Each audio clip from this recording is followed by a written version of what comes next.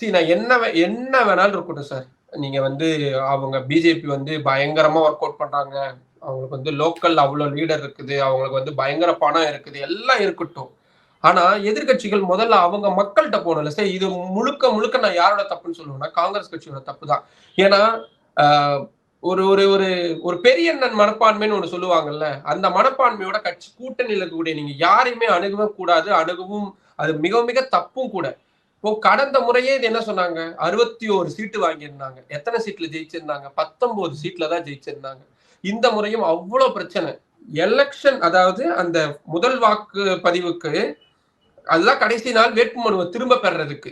அந்த அன்னைக்கு காலையில தான் முடிவாகுது. கூட்டணி இறுதி பண்றாங்க. தொகுதிகளை முடிவு பண்றாங்க. அதுக்கு முன்னாடி என்ன பண்ணியிருந்தாங்க? ராஷ்டிரிய ஜனதா தளம் தேஜஸ்வி கட்சிக்கு எதிரா காங்கிரஸ் போய் வேட்பாளர்களை நிறுத்துறாங்க. 15 தொகுதிகளுக்கு மேல நிறுத்துறாங்க. வெறும் முதல்ல நடக்கிறதுல வெறும் ஒரு 122, 123 தொகுதிகளுக்கு. அதுல 15 சீட்ல இப்படி பண்ணாங்கன்னா, பப்ளிக் பாக்குறாங்கல்ல. 2வது ஒரு யூத் ஓட்டு வந்து பெரும்பாலும் இவருக்கு தேஜஸ்வி யாதவுக்கு போறதா இருந்துச்சு. ஏன்னா அவருக்கு ஒரு 36 வயசு தான் ஆகுதுன்றதுனால யங்ஸ்டர்ஸ் ஓட்டு வந்து கன்வெர்ட் ஆகுற மாதிரி இருந்துச்சு. காங்கிரஸ் கட்சி அவரை எப்பவுமே முதல்வர் வேட்பாளர்னு ஒத்துக்கவே இல்லை சார்.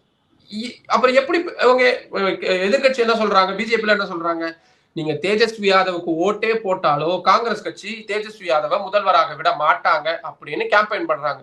இந்த கேம்பெயின் எவ்வளவு பவர்ஃபுல்லா இருக்கும்.